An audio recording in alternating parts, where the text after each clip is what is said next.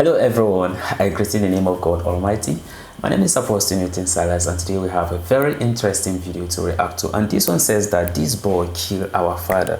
Amazing story. Well, we don't know what in extent this video is all about unless we get down to the video before we can be able to get some of the details and what the creator was trying to convey to us. So if today happens to be the first time of you checking out my channel, don't forget to subscribe to my channel and follow me on my Facebook and Instagram. And if you have any video you want me to react to, don't forget to drop it at the comment section and I'm going to check it out. So before we get on to the video, I'm a theologian and I make this video not to discredit anyone's religion. This is basically for educational purposes, and I believe that at the end of this video we all are going to learn from this. So let's get on to this video and check this out.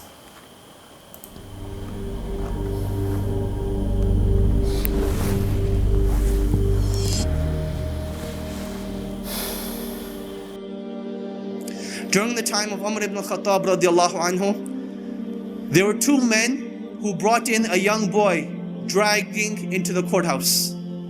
So Umar ibn al-Khattab radiallahu anhu, he asks him, what is this? What is going on? Why are you dragging him into the courthouse?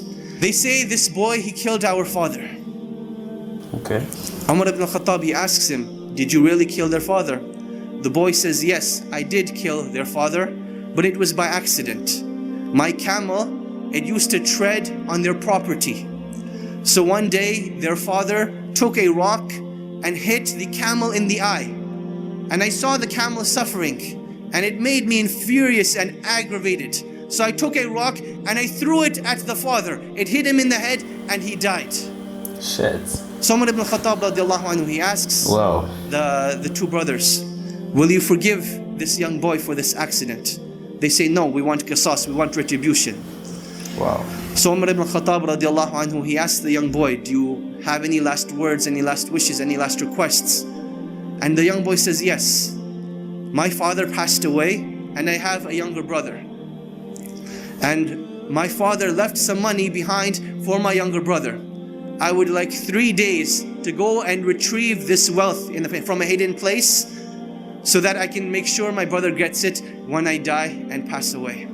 So Umar ibn al-Khattab, he thinks this boy is making up the story. He's like, boy, what are you talking about? What wealth, what father, what young brother? The young boy, he says, trust me. Umar ibn al-Khattab, he says, okay, I will trust you, but find a guarantor for you. Someone who will guarantee that you will come back. The young boy, he looks around, there's a packed courthouse. Will someone not help me today? And everyone, as the boys looking around, they turn their face away, they turn their faces down. No one wants to help this boy. Then from the back of the courthouse, a hand races up. Whose hand is it? Abu Dharr al-Ghifari radiallahu anh, the noble and illustrious companion who gave da'wah to so many of the tribes. He says, I will be the guarantor of this boy. Now understand what it means to be the guarantor. Meaning that if this boy does not come back, it is the head of Abu Dharr al-Ghifari radiallahu anhu that will be chopped off, that he will be killed. Abu Dharr al-Ghifari, he says, I will be the guarantor.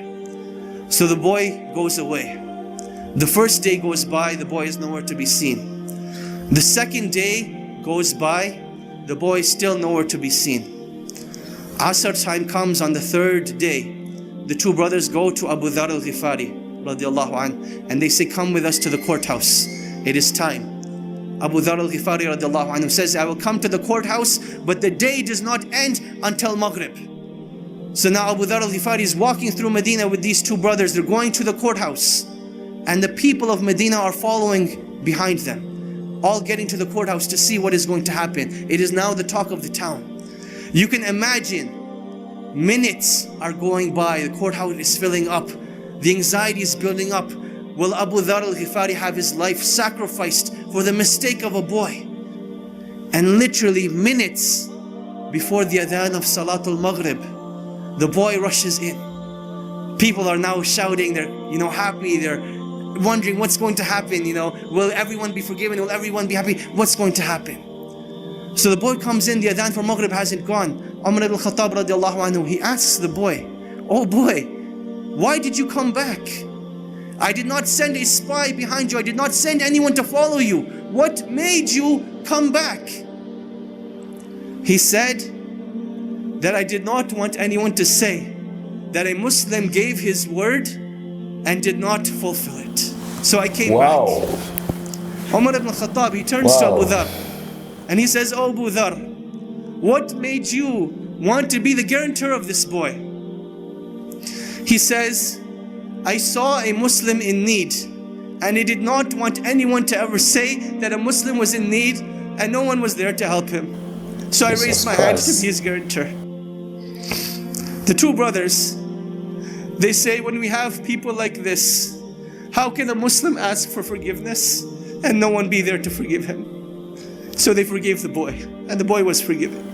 Wow. This was the legacy of Islam. This was the code of conduct. This is why during the Khilaf of Umar ibn Khattab, they were able to reach the border of China all the way to the south of France.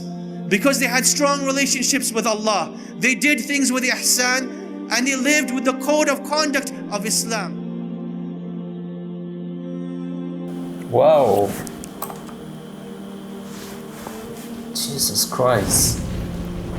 I can't just believe this.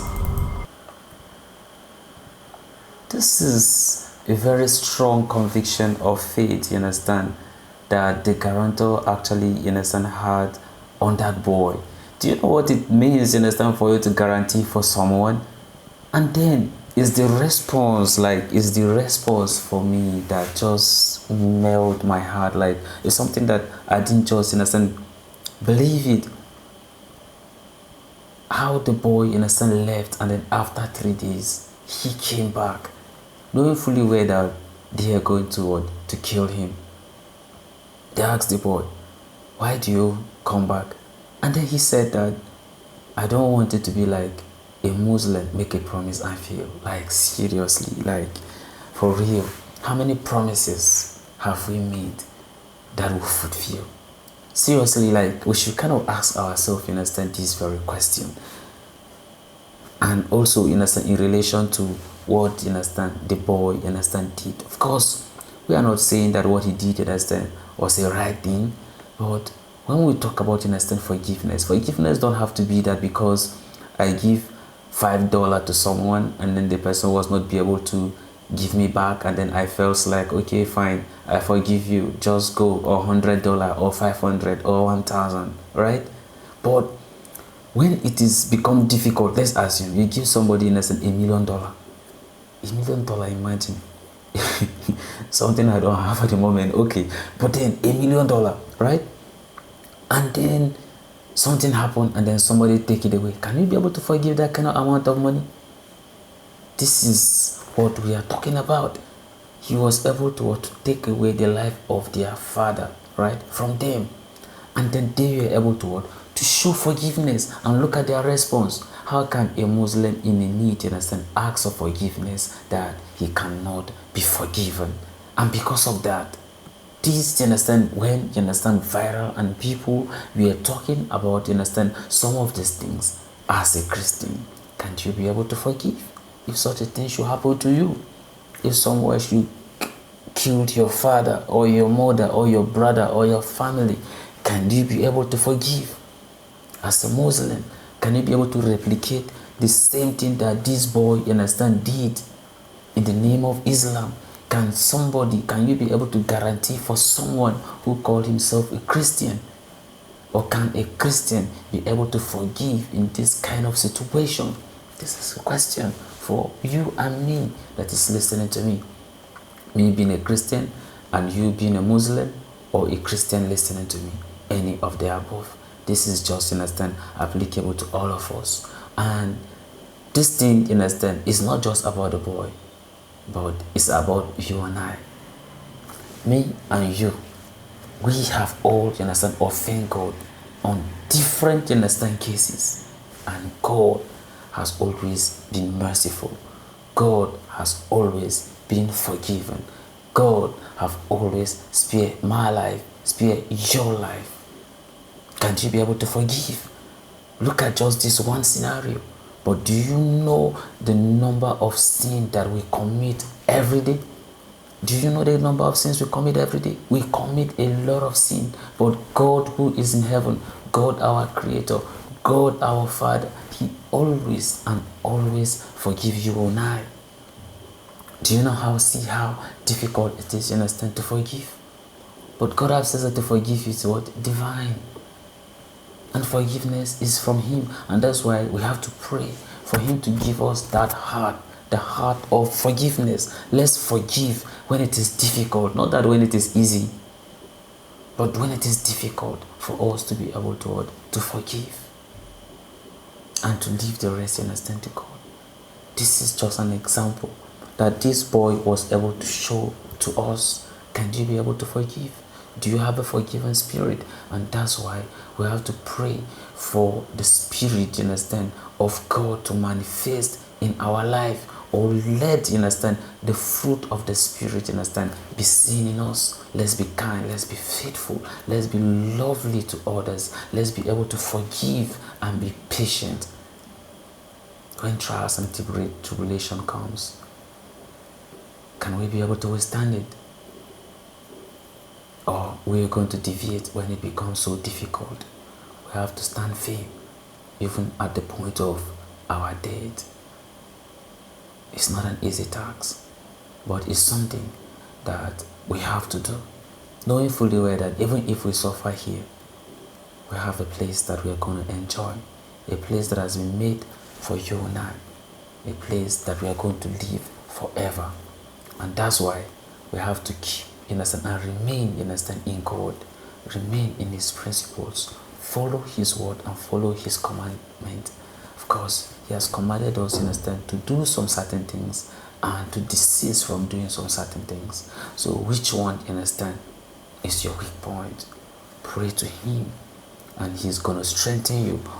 All the places or everything that you are doing that is against His will, He's going to strengthen you, and you are going to overcome it. He has said in His word that you will not allow temptation that will happen to us that we cannot overcome. Everything that will happen to us, we can overcome it. And we need that grace to be able to overcome it when those trials and tribulation, you understand, come to us. Don't forget, we are living, you understand, at the end time. The trumpet can sound at any time. The question is, where will you find yourself? Where will I find myself? That's what we should keep on reflecting on. May God bless you as you do His will, as you adhere to the teachings, you understand, of our Creator, as we continue to allow, you understand, the spirit of forgiveness to manifest in our life, just as how God has been forgiving us. Can we be able to forgive our neighbors? Can we be able to forgive people, you understand, who offend us? We should be able to have that forgiving spirit and try to be kind and be lovely to one another. So this is the end of my video. If you like my reaction, you should like, share and subscribe. And if you have any video you want me to react to, don't forget to drop it at the comment section and I'm going to check it out. So you remain blessed, and I see you in my next video. Your thought and opinion are all welcome at the comment section.